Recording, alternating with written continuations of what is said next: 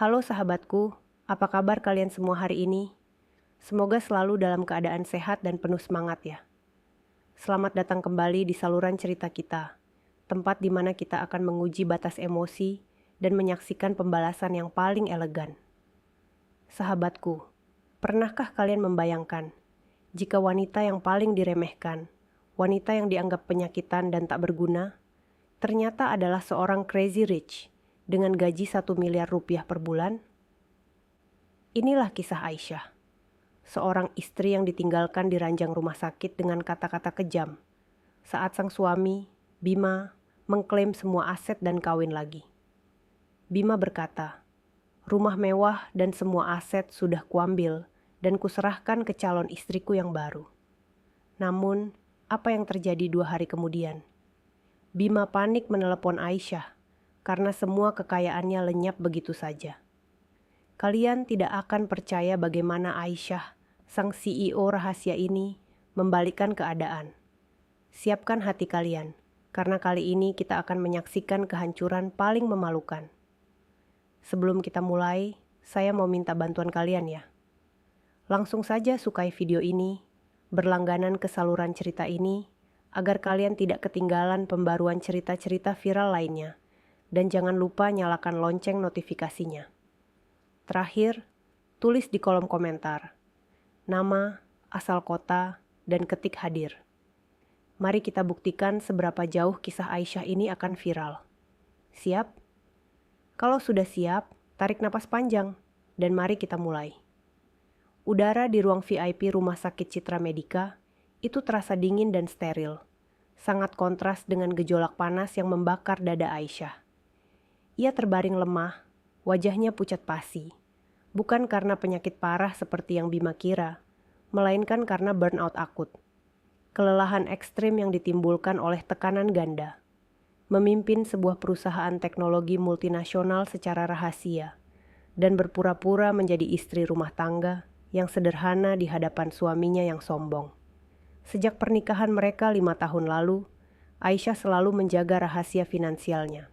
Ia membiarkan Bima, sang suami, menikmati ilusi sebagai kepala keluarga yang mapan, pengusaha sukses, pemilik rumah mewah. Padahal semua kekayaan itu, dari villa hingga mobil, adalah buah keringat Aisyah yang disamarkan melalui perusahaan yang terdaftar atas nama pengacaranya, Bapak Hadi. Ia melakukannya demi menjaga ego Bima yang selalu meremehkannya. Namun hari ini, kesabaran Aisyah benar-benar diuji sampai di batasnya. Aisyah membuka mata saat pintu ruang rawatnya didorong kasar. Sosok Bima muncul, tidak sendiri. Di sampingnya berdiri seorang wanita muda dengan riasan tebal dan pakaian mini yang mencolok, memancarkan aura arogansi yang sama menjijikannya dengan Bima. Wanita itu adalah Risa, selingkuhan Bima yang selama ini hanya Aisyah dengar bisik-bisiknya. Bima berjalan mendekat dengan seringai dingin. Sementara Risa berdiri di ambang pintu, menyilangkan tangan di dada, memandang Aisyah dari ujung rambut hingga ujung kaki dengan tatapan merendahkan. Di mata mereka, Aisyah hanyalah wanita sakit-sakitan yang merepotkan dan sudah tak layak lagi. Bima menarik kursi dan duduk di tepi ranjang Aisyah, tanpa sedikit pun menunjukkan rasa khawatir. Justru, tatapannya dipenuhi rasa muak dan kesenangan yang tak tertahankan. Aisyah mencoba bangkit, tetapi kepalanya terasa pusing.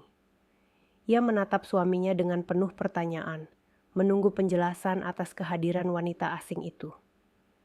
"Mau apa kamu kesini, Bima?" Suara Aisyah terdengar serak, hampir seperti bisikan. Bima tertawa kecil, tawa yang menusuk telinga, tawa yang memutarbalikkan perut Aisyah. "Oh, istriku tercinta yang malang. Masih berani bertanya? Bukankah sudah jelas? Aku datang untuk mengucapkan salam perpisahan, Aisyah." Aisyah merasakan jantungnya berdebar kencang. Ia sudah menduga ini akan terjadi, tetapi mendengarnya langsung dari bibir Bima tetap terasa menyakitkan. "Perpisahan?" Aisyah mengulang, berusaha menjaga ketenangan suaranya. Bima bangkit, berjalan menuju jendela, seolah-olah ia sedang berpidato di hadapan audiens yang kagum.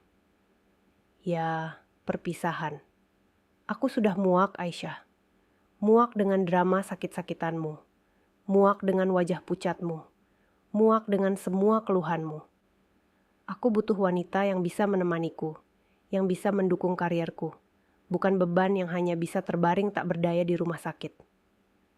Bima berbalik, menunjuk Risa dengan gerakan dramatis. Lihat Risa, dia sehat, cantik, energik. Dia adalah calon istri yang sempurna untukku. Risa tersenyum sinis, melambaikan tangan dengan gaya mengejek ke arah Aisyah. Napas Aisyah tercekat. Rasa sakit di dadanya kini bukan lagi karena kelelahan, tetapi karena pengkhianatan yang mendalam. Jadi, kamu akan menceraikanku? Tanyanya. Matanya mulai berkaca-kaca. Bima terkekeh, kali ini lebih keras dan penuh penghinaan. Bercerai? Oh, jangan khawatir. Aku sudah mengurusnya. Pengacaraku sudah mengajukan gugatan cerai kemarin sore. Kamu tinggal tanda tangan saja. Mudah, kan? Ia berjalan kembali, mendekatkan wajahnya ke Aisyah. Suaranya direndahkan menjadi bisikan tajam penuh bisa. Tapi bukan itu yang terpenting, Aisyah. Ada hal lain yang perlu kamu tahu. Bima mengeluarkan selembar dokumen tebal dari balik jasnya dan mengibaskannya di udara. Semua aset yang kita punya, semua yang selama ini kamu nikmati. Rumah mewah, mobil-mobil sport itu, rekening bersama, semua investasi, semuanya sudah kuambil. Aku sudah memindahkan semua kepemilikan. Rumah mewah itu sudah kuserahkan ke Risa, calon istriku yang baru, sebagai hadiah pernikahan. Kamu tidak akan mendapatkan sepeser pun. Aku sudah pastikan itu. Bima tertawa lagi, tawa yang penuh kemenangan dan kesombongan. Aisyah menatap dokumen itu dengan tatapan kosong, tetapi di balik sorot mata yang terluka itu, api balas dendam mulai menyala. Ia melihat Bima, suaminya yang tidak tahu apa-apa, berlagak seperti seorang taipan yang sukses menipu istrinya. Aisyah tahu, saat ini Bima sedang menari di atas panggung yang seluruhnya ia pasang sendiri. Risa akhirnya masuk sepenuhnya ke dalam ruangan, menggeledah nakas di samping tempat tidur Aisyah. Ya ampun, istrimu ini punya selera yang sangat payah, Bima. Lihat baju-baju tidur ini, seperti nenek-nenek. Risa membuang baju tidur Aisyah ke lantai dengan jijik. Bima hanya menyeringai, tidak melarang, bahkan terkesan menikmati penghinaan yang dialami Aisyah. Dia memang selalu begitu, Risa. Kuno, payah, dan yang paling penting, tidak punya gairah hidup. Dia tidak pernah selevel denganmu. Bima merangkul Risa di depan Aisyah, mencium keningnya dengan mesra, sebuah tindakan yang dimaksudkan untuk menyakiti Aisyah lebih dalam. Aku akan meninggalkanmu sekarang, Aisyah, kata Bima, menarik Risa keluar ruangan. Nikmati sisa-sisa penyakitmu. Begitu kamu keluar dari rumah sakit, jangan coba-coba kembali ke rumah itu. Itu sudah milik Risa. Kami akan menikah besok lusa. Terima kasih untuk 5 tahun yang membosankan. Selamat tinggal, istri penyakitan. Bima dan Risa pergi, meninggalkan Aisyah sendirian di ruangan itu, terbaring dengan kehancuran yang seolah-olah menimpanya. Air mata Aisyah tumpah, bukan air mata kesedihan karena kehilangan Bima, tetapi air mata kemarahan karena diremehkan sejauh ini. Aisyah memejamkan mata, membiarkan sakit itu berlalu. Begitu mereka pergi, ia segera meraih ponsel yang tersembunyi di bawah bantal. Tangannya bergetar, tetapi bukan karena kelemahan. Ia mencari satu nama, Bapak Hadi. Bapak Hadi adalah pengacara pribadinya. Satu-satunya orang selain sahabatnya, Dewi, yang tahu tentang identitas aslinya. Ia adalah CEO perusahaan teknologi raksasa yang bergerak di bidang kecerdasan buatan, dengan pendapatan bersih yang mencapai 1 miliar rupiah per bulan. Sebuah fakta yang Bima tak pernah tahu, karena ia terlalu sibuk dengan egonya sendiri untuk peduli. Selama ini, aset atas nama Bima hanyalah properti tiruan yang dikelola oleh Bapak Hadi. Semua dibeli dengan uang Aisyah, dan dengan mudah bisa ditarik kembali karena adanya surat perjanjian pranikah, yang Bima tanda tangani tanpa pernah ia baca detailnya. Bapak Hadi, tolong datang ke sini sekarang. Ujar Aisyah, suaranya berubah drastis menjadi dingin dan penuh wibawa. Suara seorang pemimpin perusahaan, bukan lagi istri yang lemah. Tolong bawa semua dokumen penarikan aset dan persiapkan gugatan cerai untuk Bima. Pastikan gugatan itu dilayangkan hari ini juga. Saya ingin dia tahu bahwa wanita yang ia sebut penyakitan ini baru saja mengumumkan perang. Aisyah menghela napas. Matanya menatap tajam ke pintu yang baru saja ditutup Bima. Dan Bapak Hadi, tolong pastikan dia tidak bisa mengambil 1 sen pun dari aset perusahaan saya. Saya ingin dia kehilangan segalanya. Mulai sekarang, kita jalankan rencana balas dendam. Aisyah bersandar di ranjang. Rasa sakit di hatinya berganti menjadi tekad baja. Ia akan membiarkan Bima dan Risa menikmati euforia kemenangan palsu mereka selama 1 hari penuh. Biarkan mereka berpesta di atas rumah yang sebentar lagi akan Aisyah ambil kembali. Aisyah akan pastikan Bima akan menyesal seumur hidup telah menukar wanita yang memberinya kekayaan dengan seorang wanita, simpanan yang hanya mengincar harta. Aisyah menutup mata, membayangkan wajah Bima dan Ibu Laras, ibu mertuanya yang juga sinis dan selalu meremehkannya, saat kebenaran tentang Aisyah yang sebenarnya terungkap ke publik. Ia akan memastikan pembalasan ini akan menjadi pertunjukan paling mahal yang pernah mereka saksikan. Pertunjukan yang didanai oleh pendapatan Aisyah sebesar 1 miliar rupiah per bulan. Malam itu, di ranjang rumah sakit yang dingin, Aisyah berhenti menjadi istri yang sabar dan menjadi CEO yang kejam. Aisyah tidak membuang waktu. Begitu Bima dan Risa menghilang dari balik pintu, ia segera menelepon sahabatnya, Dewi. Dewi adalah satu-satunya jembatan Aisyah dengan dunia luar yang sebenarnya. Dunia di mana Aisyah adalah seorang eksekutif sukses yang dihormati, bukan istri sakit-sakitan yang diremehkan. Dewi, yang berada di kantor pusat perusahaan Aisyah, langsung terkejut mendengar suara Aisyah yang begitu dingin dan tegas. Aisyah menjelaskan singkat tentang kunjungan Bima yang penuh penghinaan dan pengumuman cerai, serta klaim aset yang direbut. Dewi, yang sudah lama mendesak Aisyah untuk berhenti berpura-pura, hanya bisa menahan amarahnya. Aku sudah lama bilang Aisyah, Bima itu parasit. Dia hanya tahu cara menghabiskan uangmu sambil menikmati ilusi kesuksesan yang kamu ciptakan. Dewi berteriak melalui telepon, suaranya syarat kekesalan. Aisyah memejamkan mata. Aku tahu Dewi, tapi sekarang sudah berakhir. Dia sudah melangkahi batas. Dia menganggap semua ini adalah miliknya dan memberikannya kepada wanita lain. Aku tidak akan membiarkan kebodohan dan kesombongannya berjalan tanpa konsekuensi. Aku mau dia kehilangan segalanya, Dewi. Bukan hanya uang, tapi juga harga dirinya. Tepat setengah jam kemudian, Bapak Hadi, pengacara pribadi Aisyah, tiba di ruang rawat VIP Aisyah.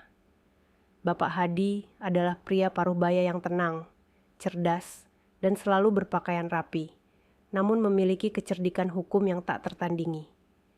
Ia membawa tas kerja kulitnya yang berisi dokumen-dokumen rahasia Aisyah. Bapak Hadi melihat Aisyah yang terbaring, tetapi ia tidak melihat kelemahan. Ia melihat nyala api di mata kliennya. Nona Aisyah, saya sudah menerima telepon Anda. Saya turut prihatin atas perlakuan Tuan Bima. Apa instruksi Anda? Tanyanya. Suaranya formal namun penuh kesetiaan. Aisyah meminta Bapak Hadi duduk di sampingnya. Lalu mereka mulai membahas rencana balas dendam. Rencana ini adalah pembalasan yang dirancang secara hukum, tanpa teriakan, tanpa drama fisik, melainkan melalui surat perintah, notifikasi bank, dan penarikan aset yang tak terhindarkan. Aisyah menjelaskan bahwa semua aset utama, rumah mewah yang Bima klaim, 2 mobil sport yang ia banggakan, bahkan saham minoritas di perusahaan yang ia kelola, semuanya dibeli melalui entitas hukum yang dikendalikan penuh oleh Bapak Hadi. Bima hanya terdaftar sebagai pengguna atau pemilik minoritas, berdasarkan kepercayaan yang rapuh. Bapak Hadi, pastikan semua dokumen perjanjian pranikah yang ditandatangani Bima tanpa membacanya, yang menyebutkan bahwa semua aset yang diperoleh sebelum pernikahan atau melalui investasi pribadi akan menjadi milik pribadi saya. Sudah siap diajukan bersama gugatan cerai, ujar Aisyah, menyandarkan tubuhnya ke bantal. Dan aset properti yang ia serahkan kepada Risa, pastikan surat penyitaan sudah bisa dieksekusi secepatnya. Rumah itu adalah aset perusahaan saya. Bima tidak punya hak untuk memindahkannya. Bapak Hadi tersenyum tipis. Sangat mudah, Nona Aisyah. Tuan Bima adalah seorang pengusaha yang ceroboh. Ia hanya menikmati kemewahan tanpa memeriksa detail hukumnya. Semua aset sudah dipagari. Begitu gugatan cerai masuk, semua aset itu otomatis dibekukan dan siap ditarik kembali atas nama perusahaan Anda. Saya juga sudah mengurus notifikasi bank. Semua rekening yang ia yakini sebagai rekening bersama adalah rekening perusahaan yang ia gunakan sebagai kas operasional, dan saya sudah menginstruksikan bank untuk membekukan dan menarik saldo tersebut, hanya menyisakan nominal terkecil yang diizinkan hukum. Aisyah mengangguk puas. Lakukan hari ini juga, Bapak Hadi. Saya ingin Bima dan calon istrinya Risa menikah di bawah ilusi kesuksesan. Biarkan mereka berpesta. Saya ingin notifikasi penarikan saldo dan aset itu menjadi hadiah pernikahan saya untuk mereka. Aisyah tersenyum, senyuman pertama yang tulus sejak Bima datang. Namun senyuman itu dingin, kejam, dan penuh perhitungan. Sore harinya, Aisyah didatangi oleh Dewi. Dewi membawa pakaian Aisyah dan dokumen-dokumen check out. Aisyah bersikeras keluar dari rumah sakit, merasa bahwa berada di sana hanya akan membuat Bima berpikir ia benar-benar lemah. Aku harus kembali, Dewi. Tidak ke rumah itu, tapi ke markas, kata Aisyah, merujuk pada apartemen rahasia yang ia gunakan untuk bekerja dan bertemu klien, yang bahkan Bima tidak tahu keberadaannya. Aku harus memastikan Bima dan Ibu Laras menonton wawancara eksklusifku nanti di televisi. Itu harus menjadi puncak kejutan. Sementara itu, di sebuah butik mewah di jantung kota Kartika, Bima dan Risa sedang mabuk kepayang dalam persiapan pernikahan. Bima benar-benar percaya diri. Ia merasa telah mencapai puncak hidupnya. Mencampakkan istri penyakitan, merebut semua kekayaan yang ia yakini miliknya, dan menikahi wanita muda yang ambisius. Risa sendiri sedang mencoba gaun pengantin yang harganya selangit. Bima, sayang, apakah kamu yakin rumah mewah itu sudah atas namaku? Tanya Risa dengan nada manja sambil memeluk Bima. Aku tidak mau ada drama dari wanita sakit-sakitan itu. Bima tertawa angkuh. Tentu saja, sayang. Aku ini pengusaha, bukan pria bodoh. Aku sudah pastikan semua aset itu sudah aman. Aku juga sudah mengirim surat cerai kepadanya hari ini, tepat saat dia terbaring tak berdaya. Dia bahkan tidak akan mampu menyewa pengacara bagus. Jangan khawatirkan Aisyah. Dia sudah menjadi masa lalu yang menyedihkan. Bima mengeluarkan ponselnya, membuka aplikasi bank, hanya untuk memamerkan saldo rekeningnya yang fantastis di depan Risa. Lihat, sayang, uang kita masih banyak. Jangan ragu-ragu menghabiskan uang untuk gaunmu. Di tempat lain, Ibu Laras, ibu mertua Aisyah, menelepon Bima. Ibu Laras yang selalu sinis dan meremehkan Aisyah karena dianggap berasal dari keluarga biasa, sangat mendukung keputusan Bima untuk menceraikan Aisyah. Bima, ibu dengar kamu sudah urus Aisyah itu? Tanyanya dengan nada gembira. Bagus, nak. Wanita seperti dia hanya akan membawa sial di keluarga kita. Pilih Risa, dia jauh lebih berkelas dan bisa mengangkat derajatmu. Bima menyombongkan diri. Tentu, Bu, dia tidak akan mendapatkan apa-apa. Rumah itu sudah aku serahkan ke Risa. Ibu bisa tenang. Aku pastikan dia menjadi gelandangan begitu keluar dari rumah sakit. Ibu Laras tertawa terbahak-bahak. Mereka berdua, Ibu Laras dan Bima, merayakan penderitaan Aisyah. Mereka menikmati setiap detik ilusi kemenangan itu, tidak menyadari bahwa di balik layar, nasib mereka sudah digariskan oleh seorang wanita yang mereka anggap tidak berdaya. Saat matahari terbenam, Aisyah sudah berada di apartemen rahasianya, berganti pakaian kerja yang elegan dan mahal, sebuah setelan blazer yang memancarkan aura kekuasaan. Ia duduk di meja kerjanya yang luas, di depan monitor yang menunjukkan grafik performa perusahaannya yang meroket. Dewi duduk di seberangnya, mengagumi transformasi drastis Aisyah. "Kamu siap, Aisyah? Bima akan menikah besok. Ini adalah hari terakhir dia merasakan kaya," kata Dewi, menyodorkan segelas air. Aisyah menyesapnya perlahan. "Aku siap. Biarkan dia menikah. Aku ingin dia merasakan puncak kebahagiaan palsu sebelum aku menjatuhkannya ke jurang kepahitan." Aisyah membalikkan layar monitor, menunjukkan video rekaman yang ia rekam dengan kamera kecil di ponselnya. Video Bima yang mengucapkan kata-kata kejam dan penuh penghinaan di rumah sakit. Ini akan menjadi bukti terkuat di pengadilan, Dewi. Dan ini juga akan menjadi teaser untuk wawancara televisi. Aisyah kemudian menelepon Bapak Hadi lagi. "Bapak Hadi, pastikan notifikasi penarikan saldo di semua rekening yang dipakai Bima sudah terkirim besok pagi, tepat di hari pernikahannya. Tidak ada penundaan. Saya ingin notifikasi itu menjadi kejutan pagi hari mereka." Bapak Hadi menjawab dengan nada profesional bahwa semua sudah sesuai rencana. Aisyah mengakhiri panggilan. Ia menatap keluar jendela apartemennya, memandang keindahan malam kota yang dihiasi lampu-lampu. Ia tidak menyesali Bima. Yang ia sesali adalah 5 tahun ia membuang waktu untuk berpura-pura menjadi seorang yang lemah, demi menjaga ego pria yang tidak pantas. Sekarang, waktunya sudah habis. Kisah Aisyah yang sakit-sakitan berakhir hari ini. Besok, CEO Aisyah yang berpendapatan 1 miliar rupiah per bulan akan bangkit dan mengambil kembali semua yang menjadi miliknya. Dan sebagai bonus, menjatuhkan Bima dan Ibu Laras dari singgasana kesombongan mereka. Ia tidak akan pernah lagi membiarkan orang lain meremehkan usahanya, kekuatannya, dan terutama hatinya. Aisyah sudah siap untuk menikmati babak baru, babak yang akan membuat Bima panik tak terhingga.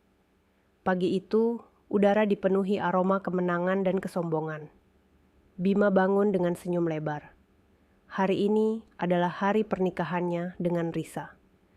Hari di mana ia resmi menjadi pemilik tunggal semua aset mewah. Hari di mana ia menyingkirkan Aisyah, wanita yang ia anggap remeh dan beban. Ia sedang berada di sebuah hotel bintang 5, tempat ia dan Risa akan mengadakan resepsi mewah.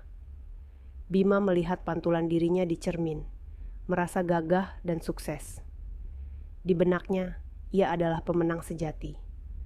Seorang pria yang berhasil mempermainkan takdir dan menyingkirkan batu sandungan bernama Aisyah. Sesaat sebelum ia beranjak untuk bersiap, ponselnya berdering dengan notifikasi berulang dari beberapa bank. Bima mengabaikannya. Ia pikir itu hanya pesan promosi atau spam biasa di pagi hari. Namun, notifikasi itu terus berbunyi, mendesak. Dengan sedikit kesal, ia membuka aplikasi bank. Matanya langsung melebar, menatap layar ponsel, seolah-olah layarnya baru saja mengeluarkan api. Saldo di rekening utama yang ia gunakan untuk operasional bisnisnya, saldo yang seharusnya berjumlah ratusan juta, tiba-tiba berubah menjadi angka yang sangat kecil, hanya menyisakan beberapa juta rupiah. Hal yang sama terjadi pada rekening tabungannya yang lain. "Apa-apaan ini? Ada apa dengan bank sialan ini?"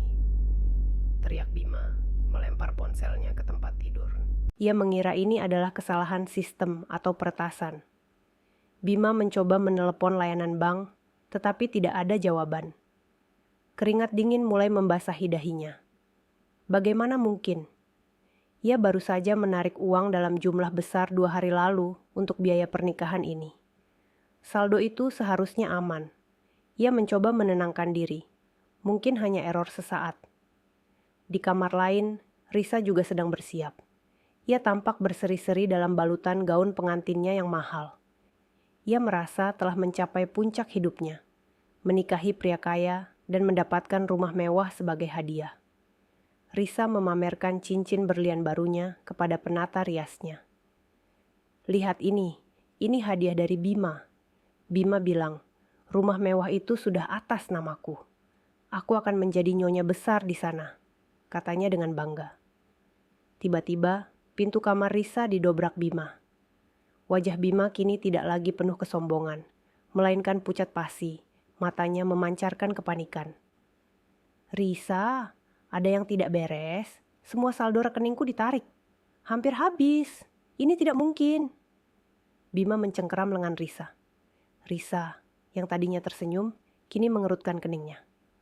Apa? Ditarik? Siapa yang berani menarik uangmu di hari pernikahan kita? Bima, itu pasti Aisyah. Wanita sakit-sakitan itu sedang balas dendam. Bima menggelengkan kepala dengan panik. Tidak mungkin. Dia itu lumpuh, terbaring di rumah sakit. Dia tidak punya kuasa apa-apa.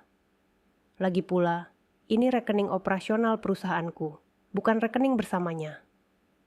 Bima berjalan mondar-mandir di kamar. Kepanikannya menular ke Risa. Pesta pernikahan akan dimulai dalam beberapa jam, dan ia baru menyadari bahwa ia tidak punya uang tunai yang cukup untuk membayar sisa tagihan hotel. Di tempat lain, Ibu Laras, Ibu Bima, sedang bersiap-siap di rumah lamanya. Ia menelepon Bima untuk mengucapkan selamat. Suaranya dipenuhi kegembiraan. Anakku, hari ini adalah hari terbaik. Akhirnya kamu bebas dari wanita sialan itu. Ibu senang sekali kamu menikahi Risa. Bima berusaha menenangkan suaranya agar tidak terdengar panik. Ya Bu, terima kasih. Tapi Bu, ada sedikit masalah teknis dengan bank. Ibu punya uang tunai di rumah tidak? Mungkin bisa Ibu kirimkan sedikit, nanti aku ganti. Bima tidak berani mengatakan yang sebenarnya kepada ibunya. Ia takut Ibu Laras akan mengamuk dan merusak hari pernikahannya. Saat Bima dan Risa berjuang melawan kepanikan finansial yang tiba-tiba, Aisyah sedang menikmati pagi yang tenang di apartemen rahasianya. Ia sudah mendapatkan laporan dari Bapak Uhadi. Semua instruksi penarikan saldo telah berhasil dieksekusi. Aisyah tersenyum puas. Itu adalah kejutan pagi yang sempurna. Ia duduk di kursi mewah di ruang kerjanya, ditemani Dewi yang juga tampak bersemangat.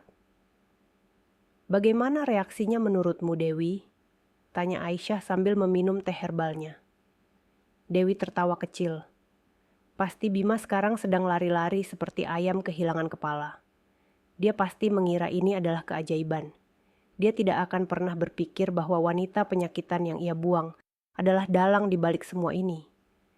Dewi memandang Aisyah dengan bangga. Sekarang, saatnya kamu bersiap. Tim make up dan wardrobe akan tiba sebentar lagi. Kita harus membuat penampilanmu di wawancara eksklusif nanti malam menjadi bom yang sesungguhnya. Wawancara eksklusif itu adalah senjata rahasia Aisyah. Ia diundang untuk berbicara tentang keberhasilan perusahaannya dan rencana ekspansi global. Ia setuju dengan satu syarat. Wawancara itu harus ditayangkan pada jam siaran utama, dan ia akan mengungkapkan sedikit tentang kisah hidupnya. Tujuannya bukan hanya pamer kekayaan, tetapi untuk mengungkapkan identitas aslinya kepada Bima dan Ibu Laras secara publik, menghancurkan ilusi mereka bahwa ia adalah wanita yang lemah dan miskin. Sore harinya, acara pernikahan Bima dan Risa dilangsungkan dengan gegap gempita. Namun, di balik senyum paksa Bima, ada kecemasan yang terus menggerogoti.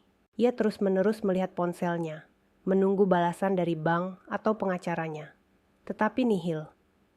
Ia terpaksa mengeluarkan sisa-sisa uang tunai yang ia miliki untuk membayar staf hotel dan vendor. Risa, meskipun merasakan ada yang tidak beres, berusaha bersikap tenang. Ia hanya fokus pada status barunya sebagai Nyonya Bima dan janji rumah mewah yang menantinya.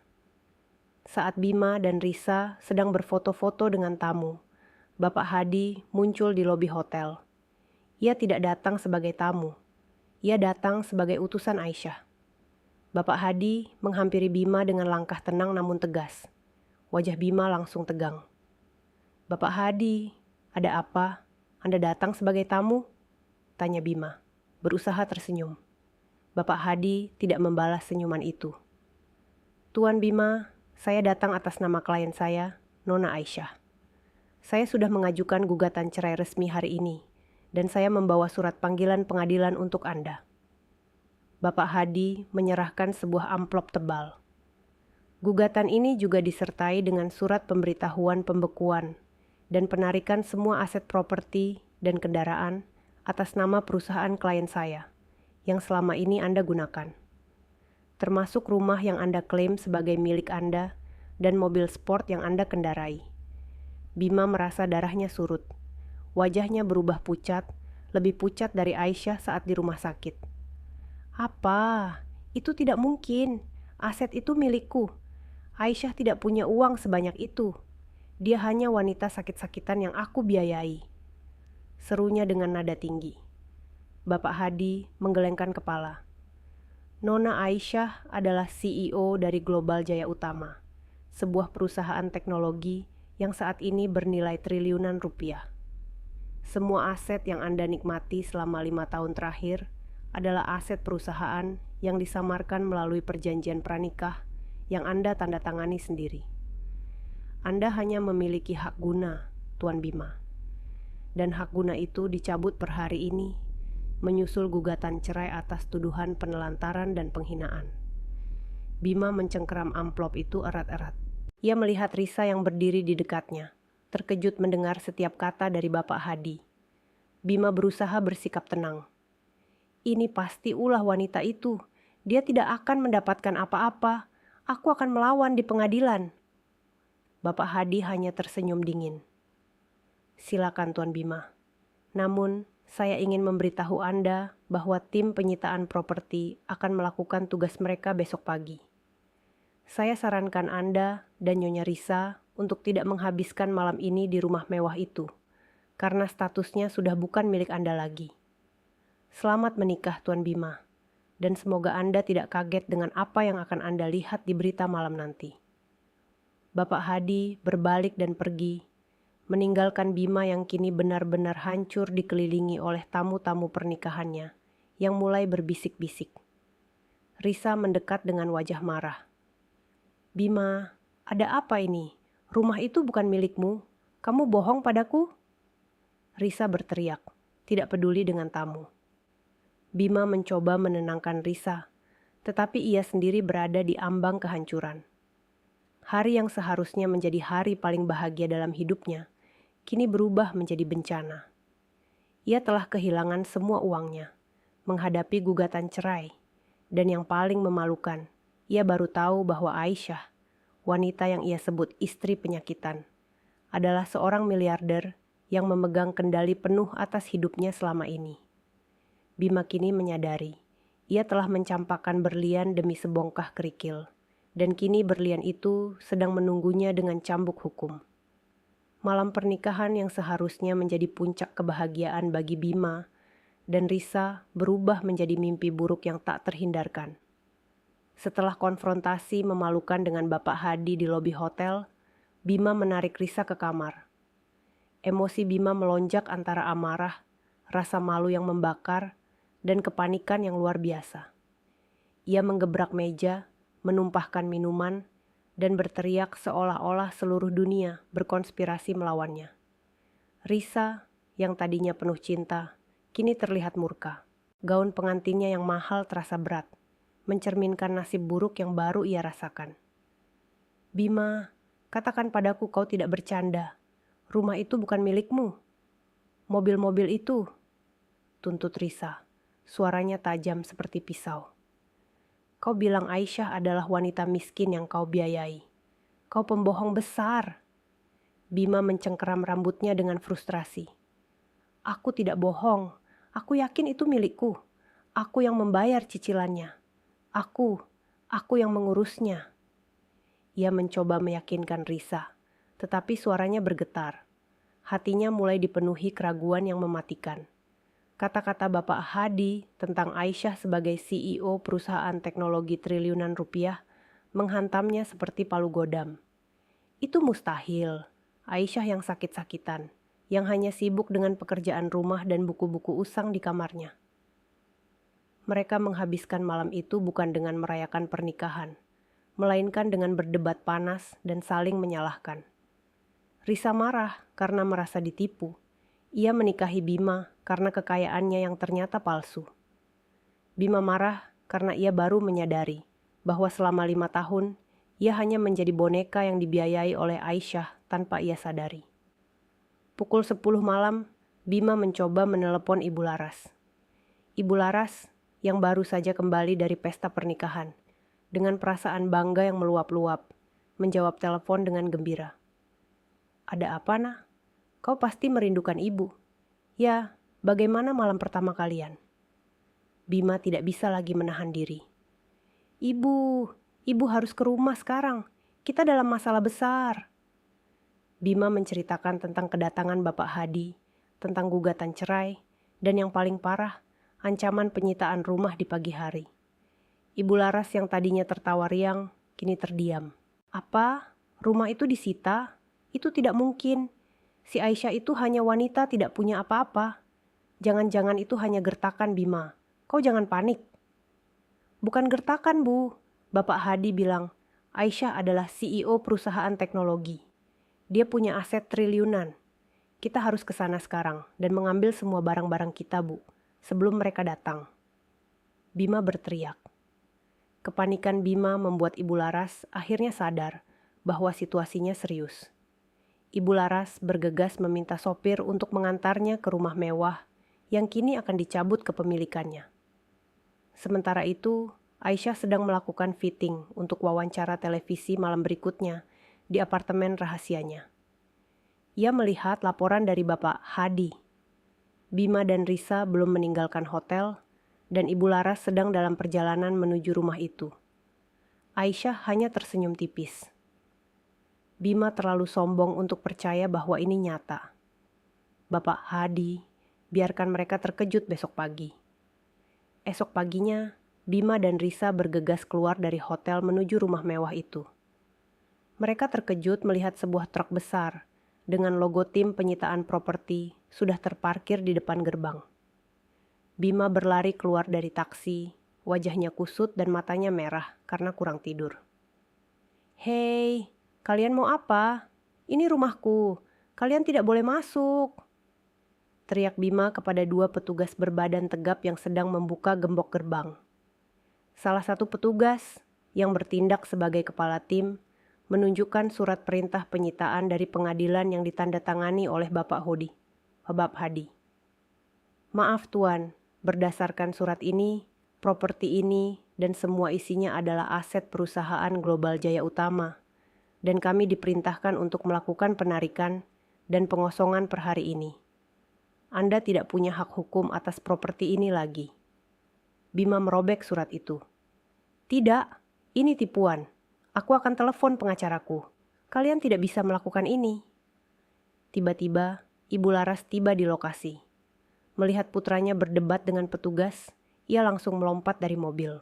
"Berhenti, jangan sentuh rumah ini. Anak saya adalah pemiliknya. Di mana Aisyah sialan itu? Suruh dia keluar dan hadapi saya," teriak Ibu Laras dengan histeris. Kepala tim penyitaan tetap tenang. "Kami hanya menjalankan perintah pengadilan, Nyonya. Jika Anda tidak kooperatif, kami terpaksa memanggil polisi." Bima, Ibu Laras, dan Risa bergegas masuk rumah, mencoba mengambil barang-barang berharga mereka. Namun, mereka terhenti di ruang tamu. Mereka melihat Dewi, sahabat Aisyah, duduk santai di sofa ruang tamu yang mewah, ditemani oleh Bapak Hadi dan beberapa pengawal pribadi yang tegap. Dewi tersenyum sinis.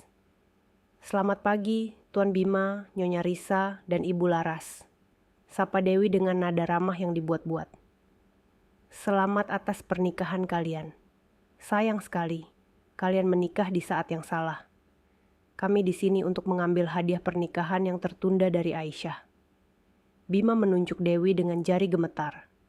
"Dewi, kau pasti kaki tangan Aisyah. Di mana istriku? Suruh dia datang. Aku mau bicara dengannya." Dewi menyesap kopi panasnya. "Aisyah tidak ada di sini, Bima. Ia sedang sibuk. Dia tidak punya waktu untuk drama klasteri seperti ini. Dia seorang CEO, ingat. Tapi dia menitipkan pesan. Semua barang pribadi Bima akan dimasukkan ke dalam 4 buah kardus dan diletakkan di pinggir jalan. Sisanya adalah aset perusahaan yang harus kami sita. Ibu Laras berteriak histeris. Barang-barang pribadi? Tidak. Perabotan ini, pernak-pernik ini, vas ini, semua ini milik kami. Kami yang menikmatinya. Bapak Hadi melangkah maju. Maaf, Ibu Laras. Semua perabotan, lukisan, perangkat elektronik, bahkan vas bunga di atas meja itu, semuanya tercatat sebagai inventaris kantor pusat yang disamarkan. Semuanya dibeli atas nama perusahaan Aisyah. Tuan Bima hanya berhak atas pakaian, alat cukur, dan sikat giginya. Itu saja. Bima merasa dunianya runtuh. Ia menoleh ke Risa, yang kini menatapnya dengan pandangan jijik dan marah.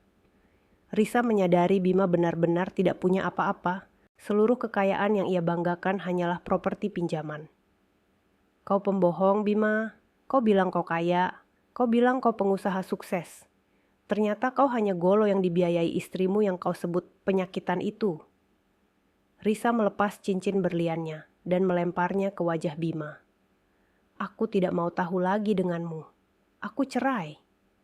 Risa berlari keluar dari rumah, meninggalkan Bima yang kini terperosok dalam keputusan ganda. Ia ditinggalkan oleh istri baru di hari penyitaan, dan semua kekayaan yang lenyap dalam sekejap mata. Ibu Laras memeluk Bima, berteriak-teriak kepada Dewi dan Bapak Hadi. Tolong, jangan ambil rumah ini. Kami tidak punya tempat tinggal lagi. Aisyah jahat. Kenapa dia tega melakukan ini? Dia wanita tak punya hati. Dewi bangkit, menatap Ibu Laras dan Bima dengan mata dingin. Anda bertanya kenapa? Tanyakan itu pada diri Anda sendiri, Ibu Laras. Anda dan putra Anda telah menghina Aisyah di saat ia paling rapuh. Anda memanggilnya wanita sialan dan beban. Anda menertawakannya saat dia di rumah sakit. Apa yang Aisyah lakukan sekarang? Ini bukan kejahatan. Ini adalah keadilan hukum yang disajikan dengan harga 1 miliar rupiah per bulan. Di tengah kekacauan itu, Bima yang sudah putus asa mengeluarkan ponselnya, menelepon Aisyah dengan nomor baru. Ia ingin memohon, mengemis, meminta Aisyah untuk membatalkan semua ini. Panggilan panik dari mantan suami yang terkejut akhirnya terjadi. Aisyah, ini aku Bima. Tolong, hentikan semua ini. Aku mohon, aku tahu aku salah. Jangan ambil rumah ini dariku. Aku akan membatalkan pernikahan dengan Risa. Aku akan kembali padamu. Aku akan merawatmu. Bima memohon, suaranya dipenuhi tangisan. Di sisi lain, Aisyah, yang sedang dirias untuk wawancara televisi, hanya memegang ponselnya dengan tenang. Kembali padaku, merawatku. Aisyah tertawa, tawa yang bukan lagi tawa kesakitan, melainkan tawa kemenangan. Aku tidak butuh perawat, Bima. Aku butuh kebebasan. Rumah itu sudah disita, Risa sudah meninggalkanmu, dan tahukah kamu, aku sudah tidak sakit lagi. Ternyata sumber penyakitku adalah kamu. Aisyah, aku mohon. Kalau bukan rumah, setidaknya uangku. Aku tidak punya apa-apa lagi. Aisyah diam sejenak. Uangmu? Uang itu tidak pernah menjadi milikmu, Bima. Itu milik perusahaanku. Kamu hanya meminjamnya, dan pinjaman itu sudah aku tarik kembali. Sekarang, aku minta kamu dan Ibu Laras segera pergi dari rumah itu sebelum petugas keamanan menyeret kalian keluar. Selamat menikmati kehidupan barumu yang sesungguhnya, Bima. Hidup tanpa topeng dan tanpa uangku. Aisyah menutup teleponnya. Senyum puas terukir di bibirnya. Bima menjatuhkan ponselnya. Ia menoleh ke arah Dewi dan Bapak Hadi. Wajahnya penuh penyesalan. Ia baru saja kehilangan segalanya. Dan yang paling menyakitkan, ia baru saja mengemis kepada wanita yang 2 hari lalu ia hinakan sebagai istri penyakitan. Kekacauan di rumah mewah Aisyah berakhir dengan pengusiran yang menyakitkan. Bima dan Ibu Laras dipaksa keluar dari rumah yang selama ini menjadi simbol kemewahan dan kesombongan mereka. Mereka berdiri di pinggir jalan, di samping 4 kardus lusuh berisi barang-barang pribadi Bima yang tersisa. Wajah mereka penuh duka kekalahan dan rasa malu yang tak tertahankan. Ibu Laras menangis histeris. Bima, ini tidak adil. Bagaimana mungkin wanita itu punya uang sebanyak itu? Dia pasti bersekongkol dengan setan. Kita tidak bisa tinggal di mana, Nak? Ibu tidak mau tinggal di tempat kumuh, teriak Ibu Laras, memukul dada Bima. Bima yang masih terpukul oleh pengkhianatan Risa dan kenyataan pahit bahwa ia hanya seorang pria tanpa harta, kini tidak punya pilihan selain menghadapi kemarahan ibunya. Tenang Bu, kita akan cari pengacara lain. Pengacara yang lebih hebat dari Bapak Hadi. Kita akan lawan Aisyah di pengadilan, serunya. Meskipun suaranya sendiri terdengar putus asa. Mereka akhirnya terpaksa menyewa taksi menuju rumah kontrakan sederhana yang dulu pernah ditinggali Bima sebelum menikah dengan Aisyah. Rumah itu adalah satu-satunya properti yang benar-benar atas nama Bima, peninggalan dari mendiang ayahnya. Dan kondisinya jauh dari kemewahan yang mereka nikmati selama 5 tahun terakhir. Ibu Laras terus mengeluh dan menyalahkan Aisyah sepanjang perjalanan. Mereka tiba di kontrakan yang sempit dan berdebu itu, disambut oleh kegelapan dan keheningan yang mencekam. Kontrakan itu sangat kontras dengan villa mewah yang baru saja mereka tinggalkan. Sementara Bima dan Ibu Laras terperosok dalam keputusasaan, Aisyah sedang sibuk mempersiapkan penampilan publiknya. Ia tidak lagi terbaring lemah. Dalam balutan gaun malam yang elegan dan riasan yang sempurna, Aisyah tampak seperti Dewi Kemenangan. Dewi, sahabatnya, menemaninya dengan tatapan kagum. Wawancara eksklusif itu dijadwalkan tepat pada waktu tayang utama, saat sebagian besar masyarakat, termasuk Bima dan Ibu Laras, akan duduk di depan televisi. Apakah ini sudah cukup, Dewi? Apakah aku terlihat seperti CEO yang kejam? Tanya Aisyah tersenyum sinis. Dewi menggeleng. Kamu terlihat seperti CEO yang adil. Kamu memberikan keadilan pada dirimu sendiri, Aisyah. Dan di saat yang sama, kamu memberikan Bima dan Ibu Laras pelajaran paling mahal dalam hidup mereka. Dewi memberikan sebuah kalung berlian kepada Aisyah. Ini kalung keberuntunganmu. Saatnya menunjukkan mahkota aslimu. Di studio televisi yang gemerlap, Aisyah diwawancarai oleh seorang pembawa acara terkenal. Wawancara itu berjalan lancar, membahas tentang strategi bisnis perusahaannya yang revolusioner, hingga akhirnya sang pewawancara beralih ke topik pribadi. Nona Aisyah, Anda adalah seorang wanita luar biasa dengan karier yang spektakuler. Namun, kami dengar ada sedikit gejolak dalam kehidupan pribadi Anda belakangan ini. Apakah Anda bersedia berbagi sedikit dengan para pemirsa? Aisyah menarik napas. Sorot matanya yang tajam menembus kamera, seolah berbicara langsung kepada Bima dan Ibu Laras. Tentu, saya akan berbagi, karena saya percaya ini adalah pelajaran penting bagi banyak wanita di luar sana. Ujar Aisyah dengan suara tenang dan berwibawa. Selama 5 tahun, saya hidup di bawah bayang-bayang seorang pria yang tidak pernah tahu nilai saya. Saya memilih untuk menyembunyikan identitas dan kekayaan saya agar tidak melukai egonya. Saya membiarkannya menikmati rumah, mobil, dan kemewahan yang sebenarnya saya biayai. Dan bagaimana tanggapan pria itu? Tanya pewawancara itu dengan intonasi dramatis. Pria itu, ia menyebut saya istri penyakitan, menelantarkan saya di ranjang rumah sakit, dan mengklaim semua aset perusahaan saya untuk diberikan kepada wanita lain. Ia menantang saya. Ia berkata bahwa semua aset itu sudah diambil dariku, jawab Aisyah. Ia lalu tersenyum, senyum yang membuat seisi studio terdiam. Saya menerima tantangannya. Saya hanya butuh 2 hari untuk mengambil kembali semua yang menjadi milik saya. Saya menarik semua pinjaman, mencabut hak guna aset perusahaan, dan menggugat cerai. Dan yang paling penting, saya melakukan ini sambil tersenyum. Karena saya tahu, dia baru saja kehilangan wanita yang memberinya kehidupan 1 miliar per bulan. Aisyah menutup ceritanya dengan pesan yang kuat. Jangan pernah meremehkan seorang wanita. Terkadang, keheningan dan kelembutan adalah topeng dari kekuatan terbesar. Begitu topeng itu dibuka, kalian akan menyaksikan konsekuensi dari penghinaan. Sementara itu, di rumah kontrakan yang suram, Bima dan Ibu Laras sedang menonton wawancara tersebut di televisi tua mereka. Mereka terdiam, menatap layar dengan mata melotot. Wajah Aisyah yang bersinar, gaunnya yang mewah, dan pengakuannya tentang pendapatan 1 miliar rupiah per bulan menghantam mereka seperti badai.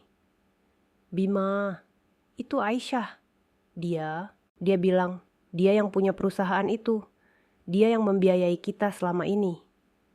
Ibu Laras berteriak, suaranya kini dipenuhi ketakutan, bukan lagi kemarahan. Bima tidak bisa berkata-kata. Ia melihat wanita yang 2 hari lalu ia hinakan, kini duduk di singgasana kemuliaan, mengenakan mahkota kekayaan yang tak terbayangkan. Bima menyadari betapa bodohnya ia. Ia tidak hanya mencampakkan seorang istri yang setia, tetapi juga sumber kekayaan dan kenyamanannya. Kepanikan Bima kini berubah menjadi penyesalan yang mendalam dan memuakkan. Semua kata-kata kejam yang ia ucapkan di rumah sakit kini berputar-putar di kepalanya, menjadi bukti kebodohannya sendiri. Ini tidak mungkin, Bu. Ini pasti tipuan. Dia hanya ingin balas dendam. Dia mau membuat kita terlihat bodoh di depan umum. Bima mencoba menyangkal, tetapi suaranya pecah. Ia tahu jauh di lubuk hatinya, semua yang dikatakan Aisyah adalah kebenaran yang tak terbantahkan. Tepat saat wawancara itu berakhir, ponsel Bima berdering. Itu adalah nomor Bapak Hadi. Bima ragu-ragu mengangkatnya. Halo, suara Bapak Hadi terdengar tenang di seberang sana. Tuan Bima, saya harap Anda dan Ibu Laras menyaksikan wawancara Nona Aisyah. Saya menelepon untuk memberitahu Anda bahwa gugatan cerai dan penarikan aset akan dilanjutkan ke tahap berikutnya. Dan sebagai informasi tambahan, tim kami baru saja mengambil 2 mobil sport yang Anda parkir di depan rumah kontrakan itu. Kendaraan itu juga aset perusahaan. Silakan nikmati siaran ulang wawancara Nona Aisyah. Itu adalah satu-satunya hiburan yang tersisa untuk Anda. Bapak Hadi menutup teleponnya, tanpa memberi Bima kesempatan untuk merespons. Bima menjatuhkan ponselnya ke lantai. Ia berlari keluar rumah kontrakan. Di depan rumah itu, 2 mobil derek besar baru saja membawa pergi 2 mobil sport kesayangannya. Mobil-mobil itu adalah lambang harga dirinya. Sekarang mereka lenyap. Bima berteriak, suaranya hancur. Ia tidak hanya kehilangan rumah dan uang. Ia kini bahkan tidak punya kendaraan yang layak. Ia benar-benar kembali ke titik nol, tetapi kali ini tanpa harga diri.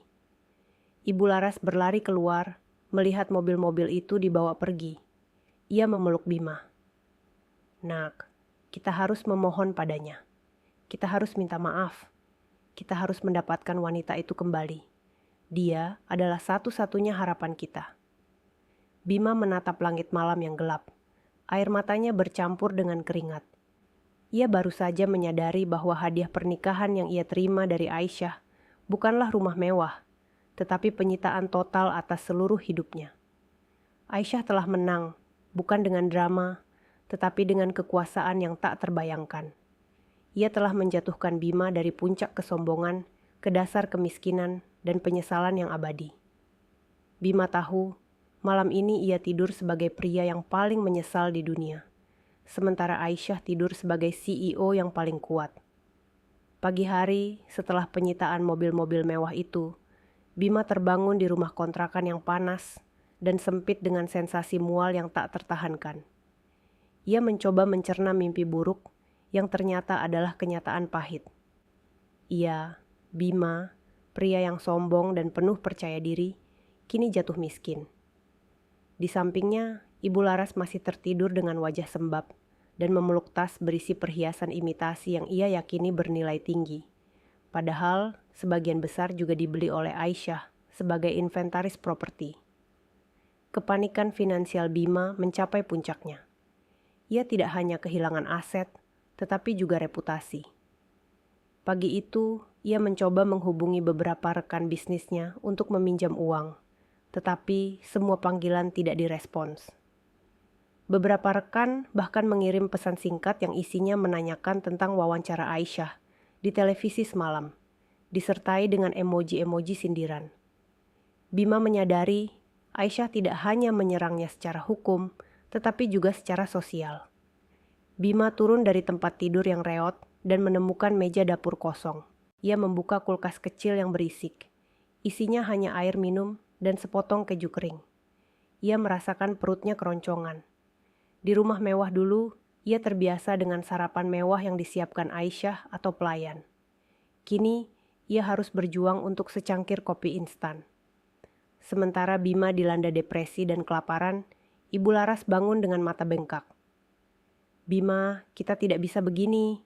Ibu harus melakukan sesuatu. Kita harus menemuinya. Kita harus memohon di depan kakinya," seru Ibu Laras. Bima menggelengkan kepala. "Tidak ada gunanya, Bu. Bapak Hadi sudah bilang, dia tidak mau bertemu. Dia hanya mau berurusan lewat pengacara. Aisyah benar-benar sudah berubah. Dia kejam, Bu. Dia bukan wanita yang kita kenal. Dia kejam karena kamu yang membuatnya begitu, Bima," balas Ibu Laras dengan nada tinggi, meskipun ia tahu ia juga bersalah. "Kalau saja kamu tidak mencampakkannya saat dia sakit, kalau saja kita tidak menghina dia, kita tidak akan ada di sini." Penyesalan itu mulai merayap di hati Ibu Laras. Bukan karena hati nurani, melainkan karena konsekuensi finansial yang harus mereka tanggung. Di tengah perdebatan mereka, televisi tua di sudut ruangan menyala. Dewi, sahabat Aisyah, muncul di layar dalam sebuah acara talk show pagi yang populer. Dewi diundang untuk memberikan klarifikasi lebih lanjut tentang kasus perceraian Aisyah yang sedang viral. Bima dan Ibu Laras seketika terdiam. Mereka menatap televisi dengan mata terbelalak. Wajah mereka pucat pasi. Dewi, dengan penampilan modis dan penuh percaya diri, duduk di sofa studio yang elegan. "Selamat pagi, Dewi. Kasus perceraian sahabat Anda, Aisyah, benar-benar menggemparkan publik. Bisakah Anda mengonfirmasi apakah benar Tuan Bima sudah diceraikan dan kehilangan semua aset yang ia banggakan?" tanya pembawa acara. Dewi tersenyum tenang. "Betul sekali. Aisyah sudah menggugat cerai dan semua aset, termasuk rumah, kendaraan, dan bahkan sebagian besar uang tunai yang dipegang Tuan Bima, sudah ditarik kembali atas nama perusahaan Aisyah. Saya ingin meluruskan satu hal. Tuan Bima selalu menganggap dirinya pemilik tunggal aset itu, padahal ia hanya pengelola, sementara semua dibiayai oleh Aisyah."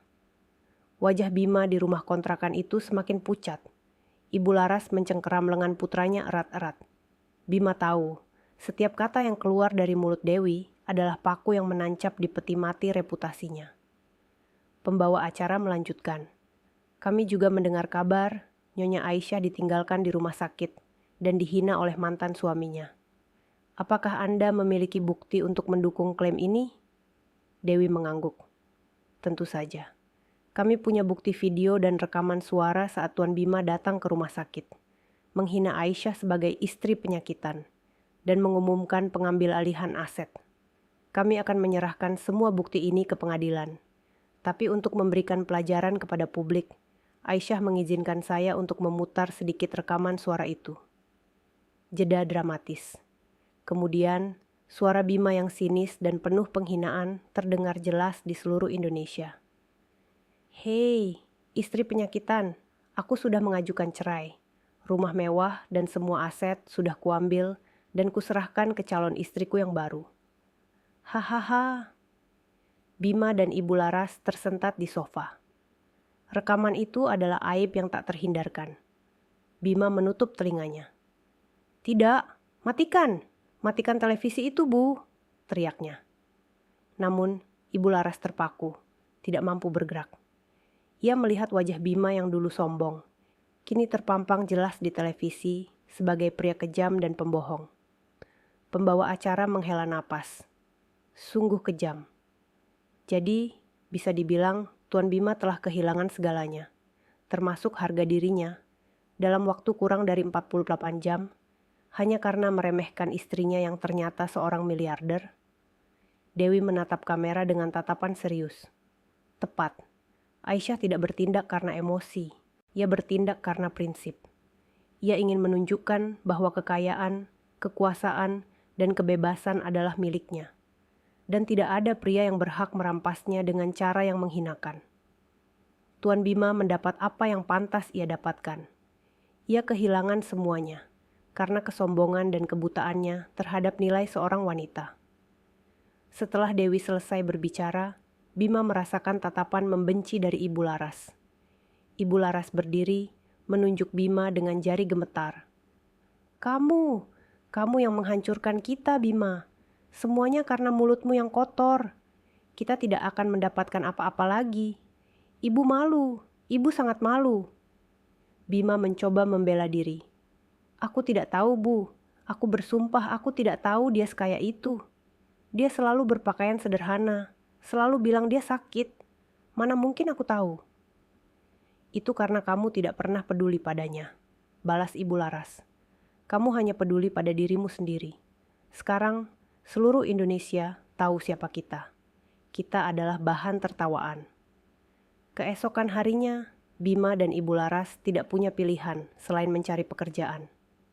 Bima yang dulunya pengusaha dan pemilik perusahaan, kini hanya bisa melamar pekerjaan sebagai pengemudi daring dengan mobil sewaan seadanya. Sementara Ibu Laras, yang dulunya nyonya sosialita, yang selalu berkunjung ke butik dan salon mahal, kini harus menerima kenyataan pahit bekerja sebagai penjaga toko lontong di sudut kota. Setiap hari, mereka harus menelan rasa malu. Beberapa pelanggan mengenali mereka dari wawancara Aisyah dan talk show Dewi, memberikan tatapan iba atau bahkan sindiran tajam. Bima dan Ibu Laras menyadari pembalasan Aisyah bukanlah tentang uang, melainkan tentang penghinaan. Aisyah membalas penghinaan mereka di depan umum, di hadapan seluruh negeri, memastikan bahwa harga diri mereka hancur berkeping-keping. Mereka kini hidup dalam penyesalan yang mendalam, menyadari bahwa wanita yang mereka buang dengan kejam adalah satu-satunya pelindung dan sumber kemewahan mereka. Bima setiap hari hanya bisa melihat foto Aisyah di internet, membandingkan Aisyah yang dulu lemah dengan Aisyah yang kini tampil bersinar di panggung dunia bisnis. Penyesalan itu adalah penyakit yang jauh lebih mematikan daripada kelelahan yang pernah diderita Aisyah. 3 minggu berlalu sejak Aisyah menggugat cerai dan Bima kehilangan segalanya. Hari ini adalah hari pertama sidang perceraian mereka. Atmosfer di ruang sidang pengadilan terasa mencekam, dipenuhi wartawan dan mata publik yang penasaran, tertarik pada drama perselingkuhan, penghinaan, dan kekayaan tersembunyi yang menjadi viral. Aisyah datang dengan dikawal ketat oleh pengawal pribadi dan didampingi oleh Bapak Hadi, pengacara andalannya, serta Dewi, sahabat setianya. Aisyah mengenakan setelan formal berwarna gelap yang memancarkan aura kekuasaan dan ketenangan. Ia duduk tegak, memandang lurus ke depan, tidak memberikan sedikit pun perhatian pada mantan suaminya. Di sisi lain, Bima dan Ibu Laras tiba di pengadilan dengan penampilan yang jauh berbeda. Bima terlihat lesu, mengenakan setelan usang yang sudah tidak pas lagi di badannya. Ibu Laras, yang biasanya tampil glamor, kini hanya mengenakan pakaian sederhana dan mencoba menyembunyikan wajahnya dari sorotan kamera. Mereka berdua didampingi oleh seorang pengacara muda yang terlihat kurang berpengalaman, yang terpaksa Bima sewa dengan sisa-sisa uang terakhirnya. Saat sidang dimulai, Bima mencoba menatap Aisyah, berharap menemukan sedikit pun kehangatan atau rasa iba di mata mantan istrinya. Namun, yang ia temukan hanya nyala mata yang dingin, tegas, dan penuh perhitungan seorang pebisnis. Hati Bima menciut. Ia menyadari Aisyah yang ia kenal, Aisyah yang lemah dan penurut, telah mati. Sesi pertama didominasi oleh presentasi dari Bapak Hadi. Dengan suara lantang dan penuh keyakinan, Bapak Hadi membacakan detail tuntutan cerai, yang mencakup penelantaran, kekerasan verbal yang menghinakan, dan pengkhianatan di saat Aisyah sakit. Ia memutar rekaman suara Bima yang menghina Aisyah di rumah sakit, membuat seisi ruang sidang hening. Pengacara Bima mencoba menanggapi dengan argumen bahwa Bima hanya sedang stres, dan rekaman itu dipotong. Namun, dampaknya sudah terlanjur merusak. Kemudian, tibalah bagian paling krusial. pengungkapan detail finansial dan aset. Bapak Hadi menunjukkan bukti-bukti tak terbantahkan. Perjanjian pranikah yang ditandatangani Bima, yang menyatakan bahwa semua aset yang diperoleh melalui bisnis pribadi Aisyah adalah milik Aisyah sepenuhnya. Kemudian, Bapak Hadi mulai membeberkan identitas Aisyah yang sebenarnya. Yang mulia hakim, ujar Bapak Hadi, klien saya, Nyonya Aisyah, selama ini menyembunyikan identitas aslinya untuk menjaga keharmonisan rumah tangga. Beliau adalah CEO dan pemilik tunggal dari perusahaan teknologi global Jaya Utama, sebuah perusahaan yang bergerak di bidang artificial intelligence dan memiliki proyek bernilai triliunan rupiah. Di galeri publik terdengar bisikan heboh. Bima dan Ibu Laras terkejut bukan kepalang. Meskipun mereka sudah melihatnya di televisi, mendengarnya di ruang sidang dengan bukti-bukti legal yang sah, terasa seperti dihantam gelombang tsunami. Bapak Hadi memproyeksikan laporan keuangan Aisyah di layar besar. Pendapatan bersih bulanan Nyonya Aisyah mencapai rata-rata 1 miliar rupiah. Semua properti yang diklaim Tuan Bima sebagai miliknya. Rumah mewah, kendaraan, rekening investasi, semuanya dibeli oleh Nyonya Aisyah melalui dana perusahaan sebagai aset inventaris yang kemudian disamarkan kepemilikannya agar Tuan Bima merasa nyaman. Bima bangkit dari kursinya dengan wajah marah dan putus asa. Bohong, itu tipuan. Kalau dia kaya, kenapa dia selalu bilang dia sakit? Kenapa dia selalu berpakaian seperti orang biasa? Teriak Bima, air mata mengalir di pipinya. Hakim mengetuk palu, meminta ketenangan. Aisyah menatap Bima, dan untuk pertama kalinya ia berbicara langsung kepada Bima di ruang sidang. Aku sakit karena aku terlalu lelah menutupi kebohonganmu dan membiayai egomu, Bima, kata Aisyah. Suaranya pelan tetapi menusuk. Aku berpakaian sederhana karena aku ingin kamu mencintai aku, bukan uangku. Tapi kamu bahkan tidak bisa mencintai aku saat aku sakit. Kamu hanya peduli pada uang yang kamu kira milikmu. Bima mencoba menyerang balik. Tapi kamu menipuku. Kamu merahasiakan semua ini dariku. Bapak Hadi segera memotong.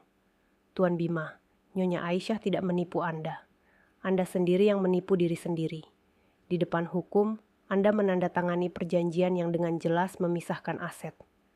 Klien saya hanya menjaga privasinya. Justru Anda yang melakukan penelantaran dan mencoba mencuri aset perusahaan klien saya. Pengacara Bima mencoba mempertahankan bahwa Aisyah harus membayar uang ganti rugi karena kerugian emosional yang dialami Bima akibat penipuan identitas ini. Namun, Bapak Hadi dengan cepat menepisnya. Kerugian emosional? Klien saya yang seharusnya menuntut kerugian emosional. Tuan Bima yang menghinanya sebagai penyakitan saat ia sedang berjuang melawan stres kerja yang ekstrim. Kami punya bukti video. Kami punya bukti bahwa Tuan Bima menikah lagi 2 hari setelah menggugat cerai.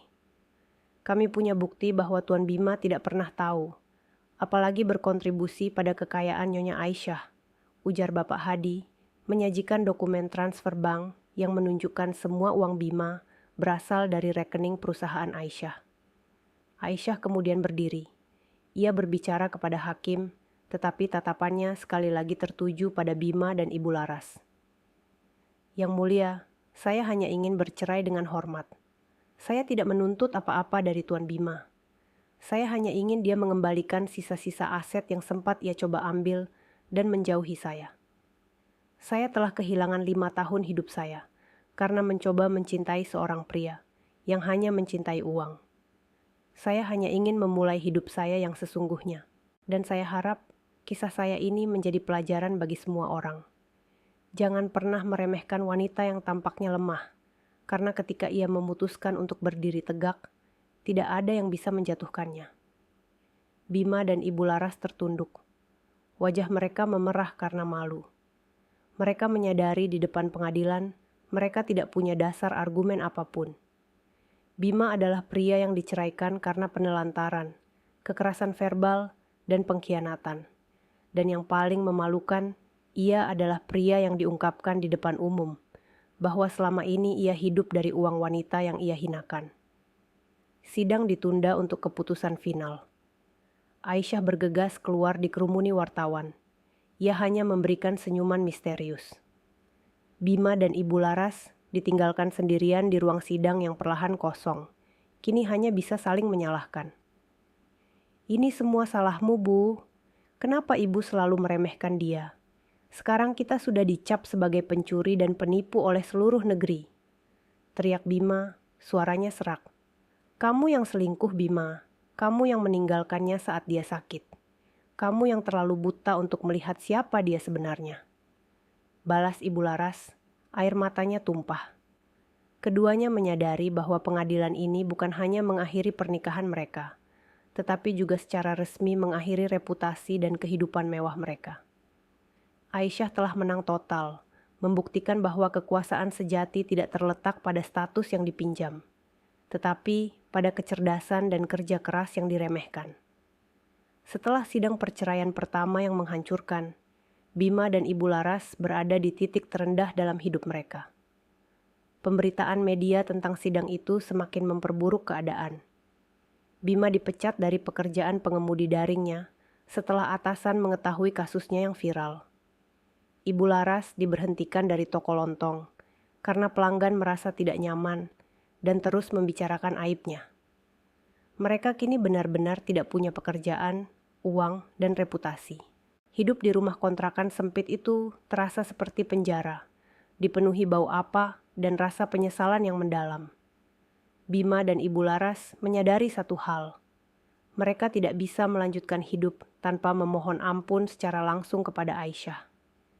Mereka memutuskan untuk melakukan konfrontasi terakhir, bukan untuk meminta aset kembali, tetapi untuk mengemis belas kasihan, dan mungkin bantuan finansial kecil apapun.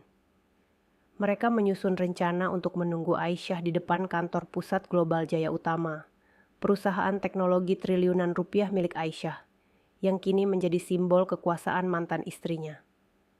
Di tengah hari, Bima dan Ibu Laras berdiri di trotoar yang ramai, di seberang gedung pencakar langit yang mewah.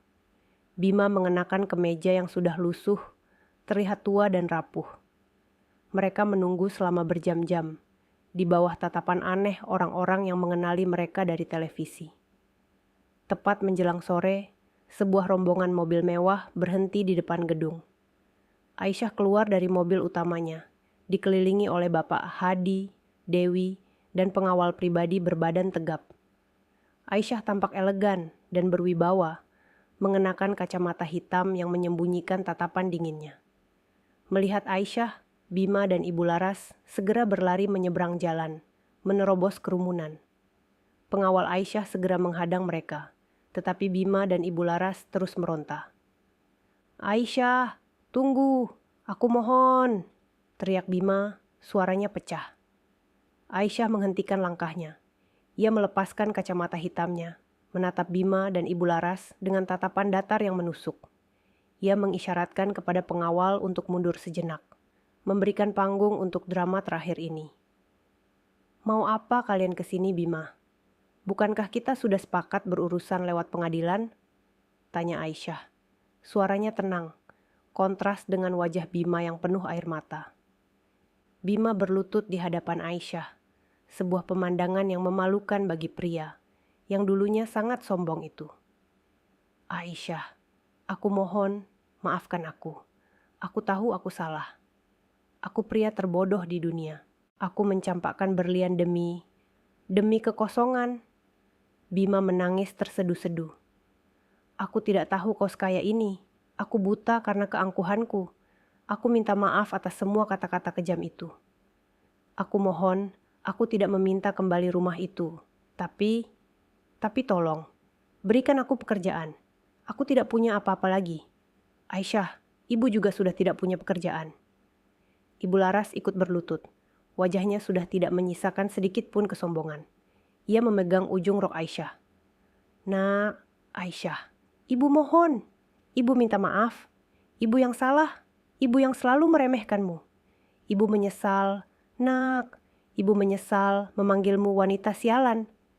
Ibu tidak tahu kamu adalah malaikat yang menopang hidup kami. Tolong, jangan biarkan putra ibu menjadi gelandangan. Kami sudah tidak punya apa-apa." Ibu Laras menangis, air matanya membasahi trotoar. Dewi dan Bapak Hadi hanya berdiri diam, menyaksikan drama penyesalan yang terlambat ini. Aisyah menatap Bima dan Ibu Laras yang berlutut di depannya. Ia menarik napas panjang, dan suaranya terdengar dingin dan tanpa emosi. "Penyesalan? Kalian menyesal karena kehilangan uangku, Bima, Ibu Laras. Bukan karena kalian menyakitiku. Kalau saja aku tetap menjadi istri penyakitan yang kalian anggap miskin, kalian tidak akan pernah datang memohon seperti ini." Aisyah melangkah mundur sedikit. "Aku memberikan kalian kesempatan. 5 tahun. 5 tahun aku membiarkan kalian menikmati hidup mewah. 5 tahun aku berharap kalian melihat nilai diriku, bukan hanya hartaku.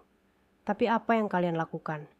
Kalian menertawakanku, menelantarkanku, dan mencoba mencuri dariku di saat aku terlemah." Aisyah menatap Bima lurus di mata. "Aku tidak akan memberimu pekerjaan, Bima. Aku tidak akan memberimu uang.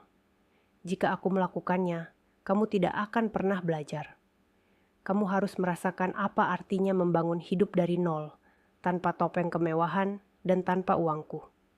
Kamu harus merasakan bagaimana rasanya diremehkan, seperti yang aku rasakan dulu." Bima mencoba meraih tangan Aisyah. "Tapi aku suamimu, Aisyah. Mantan suamimu. Kita pernah bahagia." Aisyah menarik tangannya. "Kita tidak pernah bahagia. Kita hidup dalam kebohongan. Sekarang, kebohongan itu sudah berakhir. Aku sudah menjadi Aisyah yang sebenarnya, dan aku tidak punya tempat untukmu lagi di dunia ini." Aisyah beralih ke Ibu Laras. "Ibu Laras, saya harap belajar bahwa kehormatan seorang wanita tidak ditentukan oleh latar belakang keluarganya, tetapi oleh hatinya. Saya doakan Anda mendapatkan kedamaian, dan saya harap Anda bisa mencari nafkah dengan cara yang jujur." Aisyah mengisyaratkan kepada pengawalnya, "Bawa mereka pergi, dan jangan biarkan mereka mendekati area kantor ini lagi."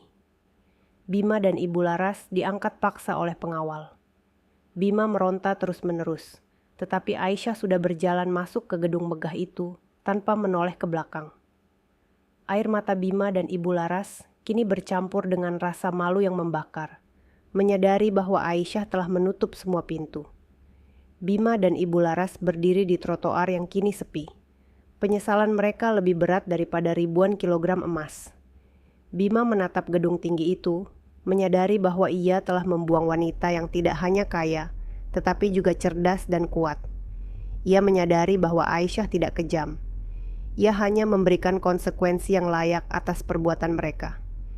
Bima memeluk ibunya yang menangis, menyadari bahwa hidup mereka telah benar-benar hancur, dan kehancuran itu adalah ulah mereka sendiri. Konfrontasi terakhir ini hanya mengukuhkan fakta. Aisyah telah bergerak maju, meninggalkan mereka berdua di masa lalu yang penuh penyesalan.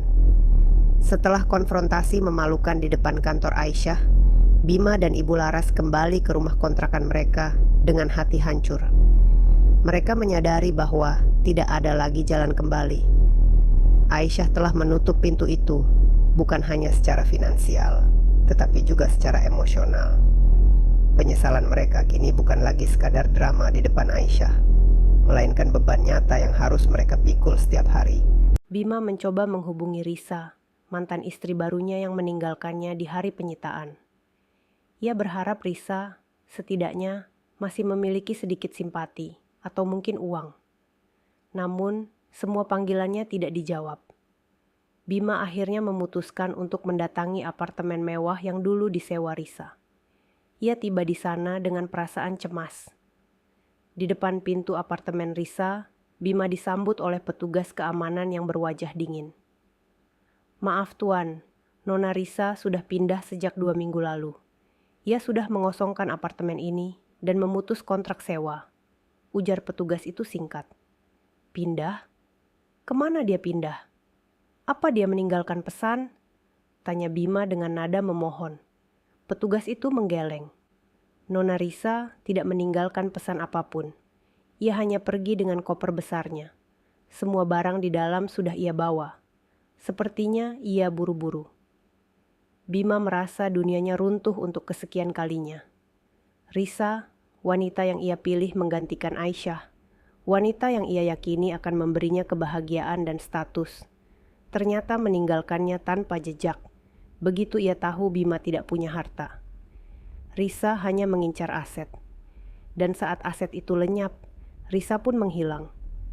Bima menyadari betapa munafiknya Risa dan betapa bodohnya ia membandingkan Risa dengan Aisyah. Aisyah, meskipun menyembunyikan kekayaannya, selalu setia mendampinginya. Risa hanya muncul ketika ada uang. Bima kembali ke rumah kontrakan dengan kabar buruk itu. Ibu Laras, yang sudah menunggu dengan gelisah, langsung histeris. "Apa? Dia pergi? Dasar wanita jalang. Dia hanya mau uang kita. Dia tidak tahu malu," teriak Ibu Laras, menumpahkan kemarahannya. "Sudahlah, Bu. Dia memang tidak lebih baik dari aku. Kita berdua hanya buta harta," ucap Bima yang kini terdengar benar-benar menyesal. Kepahitan ini membuat Bima mulai melihat kesalahannya sendiri, bukan hanya menyalahkan keadaan. Kondisi finansial Bima dan Ibu Laras mencapai titik nol. Mereka mulai menjual barang-barang pribadi terakhir mereka. Jam tangan yang Bima beli dengan uang Aisyah, perhiasan-perhiasan imitasi yang Ibu Laras banggakan. Uang hasil penjualan hanya cukup untuk makan selama beberapa hari. Mereka terpaksa makan nasi dengan lauk seadanya, sebuah kontras yang menyakitkan dari pesta makanan mewah yang selalu mereka nikmati di masa lalu. Suatu malam, Bima demam tinggi. Ibu Laras mencoba merawatnya dengan obat-obatan seadanya. Bima merintih dalam tidurnya, memanggil nama Aisyah. "Aisyah, maafkan aku. Tolong aku." Ibu Laras duduk di samping putranya. Air matanya menetes. "Ibu tahu, Nak, ibu juga menyesal. Aisyah adalah wanita yang baik, seandainya kita tidak buta." Ibu Laras memeluk Bima, menyadari betapa buruknya karma yang menimpa mereka. Sementara itu, berita tentang perceraian Aisyah terus menjadi sorotan publik. Aisyah, didampingi Dewi dan Bapak Hadi, menggelar konferensi pers. Konferensi pers ini bukan tentang dramanya, melainkan tentang pengumuman amal Aisyah. Aisyah mengumumkan akan mendonasikan sebagian besar uang yang berhasil ia selamatkan dari upaya Bima untuk amal dan pembangunan sekolah untuk anak-anak kurang mampu. "Saya ingin menunjukkan bahwa uang yang disalahgunakan untuk kesombongan bisa digunakan untuk kebaikan. Saya tidak mau uang ini membawa kesialan. Saya ingin ini menjadi awal yang baru, bukan hanya untuk saya, tetapi untuk banyak orang," ujar Aisyah dengan senyum tulus di hadapan kamera. Bima dan Ibu Laras melihat konferensi pers itu dari televisi di warung makan kecil, tempat mereka berbagi sebungkus nasi. Bima menatap layar, melihat Aisyah yang kini memancarkan aura kemuliaan. "Dia benar-benar wanita yang luar biasa," bisik Bima, suaranya dipenuhi kekaguman yang terlambat. "Dia tidak hanya kaya, tapi juga punya hati emas. Dan aku membuangnya." Ibu Laras menangis tanpa suara. Ia melihat bagaimana Aisyah, wanita yang ia hina, kini menjadi pahlawan. Ia membandingkan nasib Aisyah dengan nasib mereka. Aisyah bangkit, mereka jatuh. Ibu Laras menyadari, penyesalan sejati baru datang ketika ia melihat Bima, putranya, terbaring sakit di rumah kontrakan tanpa uang sepeser pun, ditinggalkan oleh wanita yang ia pilih dan dilupakan oleh dunia. Kekayaan Aisyah yang 1 miliar rupiah per bulan kini menjadi dongeng yang menyakitkan, sebuah pengingat abadi akan kebodohan dan kesombongan mereka. Mereka akhirnya mencapai titik terendah, kebangkrutan total, bukan hanya harta, tetapi juga semangat hidup. Mereka tahu, tidak ada lagi bantuan. Bima dan Ibu Laras harus menerima bahwa ini adalah konsekuensi dari perbuatan mereka, sebuah karma finansial yang diatur oleh wanita yang dulunya mereka sebut istri penyakitan. Mereka terpaksa harus memulai hidup dari nol, tanpa kemewahan, tanpa pengakuan, dan tanpa harapan. 1 tahun berlalu. Kehidupan berputar pada porosnya, membawa Aisyah ke puncak tertinggi, sementara Bima dan Ibu Laras tenggelam dalam jurang kemiskinan dan penyesalan. Aisyah kini tidak lagi menyembunyikan identitasnya. Ia adalah CEO Aisyah yang dikenal secara global, seorang wanita inspiratif yang sukses membawa perusahaannya, Global Jaya Utama, ke level yang tak terbayangkan. Ia tampil di sampul majalah bisnis terkemuka, dihormati oleh rekan kerja, dan dipuji oleh masyarakat karena kisah pembalasan elegan dan tindakan amalnya. Aisyah tidak hanya membangun kerajaan bisnisnya, tetapi juga membangun citra diri sebagai simbol kekuatan wanita yang diremehkan. Rumah mewah yang dulu disita Aisyah kini telah diubah menjadi pusat inkubasi bisnis untuk para wanita muda. Sebuah ironi yang manis bagi Bima dan Ibu Laras. Aisyah hidup tenang di sebuah penthouse baru yang ia desain sendiri, jauh dari kenangan pahit masa lalu. Dewi, sahabat setianya, diangkat menjadi wakil presiden direktur dan menjadi mitra terpercaya Aisyah. Suatu sore, Aisyah sedang mengadakan pertemuan bisnis penting. Ia kini terlihat sehat, bersinar, dan penuh tawa. Stres yang dulu membuatnya terbaring sakit telah lama hilang, digantikan oleh kebahagiaan dan kepuasan sejati. Aisyah tersenyum saat Bapak Hadi membawakannya dokumen final. Putusan cerai telah berkekuatan hukum tetap, inkrah. "Selamat Nyonya Aisyah," ujar Bapak Hadi menyerahkan dokumen itu. "Anda kini benar-benar bebas. Tidak ada lagi ikatan dengan Tuan Bima dan semua aset telah diselamatkan sepenuhnya." "Terima kasih Bapak Hadi. Anda telah melakukan lebih dari sekadar tugas seorang pengacara," balas Aisyah, menerima dokumen itu. Ia memandang dokumen itu sejenak, lalu meletakkannya tanpa emosi. "Sekarang, fokus kita adalah proyek baru di Eropa. Masa lalu sudah selesai." Sementara itu, nasib Bima dan Ibu Laras sangat jauh berbeda.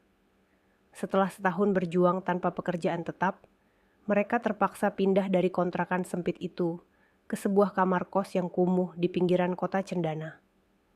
Bima bekerja serabutan sebagai buruh harian, dengan upah yang hanya cukup untuk makan. Ia tidak bisa lagi bersembunyi. Reputasinya sudah hancur total. Dan setiap kali ia mencoba melamar pekerjaan yang layak, kisah wawancara Aisyah dan rekaman suaranya yang menghina selalu membayangi. Ibu Laras, kini tua dan sakit-sakitan karena gizi buruk dan stres, menghabiskan sebagian besar waktunya di kamar kos. Ia tidak lagi sombong. Setiap hari, ia menyesali kata-kata kasarnya kepada Aisyah. Ia sering menangis, bukan hanya karena hidupnya yang susah, tetapi karena ia menyadari ia telah menghancurkan masa depan putranya sendiri. Suatu malam, Bima sedang duduk termenung di depan kamar kos. Ia melihat Aisyah muncul di televisi umum di warung seberang jalan. Aisyah sedang memberikan pidato inspiratif di sebuah forum internasional. Kekuatan seorang wanita tidak diukur dari seberapa besar dukungan suaminya, tetapi dari seberapa besar ia bisa berdiri tegak setelah dijatuhkan. Jangan biarkan siapapun mendefinisikan nilai diri Anda. Mahkota seorang wanita yang sesungguhnya adalah kehormatan, kecerdasan, dan kebebasan finansialnya, ujar Aisyah dalam pidatonya. Bima menatap layar dengan mata berkaca-kaca. Ia tidak lagi membenci Aisyah. Ia justru mengagumi dan menyesali. Bima menyadari bahwa ia telah menceraikan kebahagiaan, kemuliaan, dan kehormatannya sendiri. Ia telah menukar wanita yang memberinya segalanya dengan kesombongan sesaat. Penyesalan itu kini menjadi satu-satunya aset yang ia miliki. Di kamar kos, Ibu Laras memanggil Bima dengan suara lemah. "Bima, Ibu ingin minta maaf padamu. Ibu yang salah. Ibu yang membuatmu jadi pria sombong. Kita sudah berbuat jahat pada Aisyah. Sekarang, ini karmanya, Nak." Bima masuk, memeluk ibunya. "Kita harus menerimanya, Bu. Aisyah benar. Kita harus membangun lagi dari awal. Kali ini, tanpa kesombongan dan tanpa mencoba mengambil hak orang lain." Aisyah, di sisi lain kota, sedang merayakan pencapaian barunya. Ia tidak lagi mencari cinta atau balas dendam. Ia menemukan cinta sejati dalam dirinya sendiri dan dalam pekerjaannya. Ia sering makan malam bersama Dewi dan Bapak Hadi, merayakan kebebasan dan kesuksesan mereka. Aisyah menunjukkan bahwa akhir yang baru adalah akhir di mana ia menguasai nasibnya sendiri, bukan sebagai istri siapapun, tetapi sebagai Aisyah yang tangguh dan dihormati. Ia telah memenangkan pertempuran melawan penghinaan, dan mahkota kehormatan itu kini bersemayam sempurna di kepalanya. Sahabatku, inilah akhir kisah Aisyah. Ingatlah, jangan pernah meremehkan wanita yang tampaknya lemah, karena ketika ia bangkit, ia tidak akan pernah meminta bantuan. Aisyah mengajarkan kita, kehormatan dan harga diri jauh lebih bernilai daripada triliunan rupiah.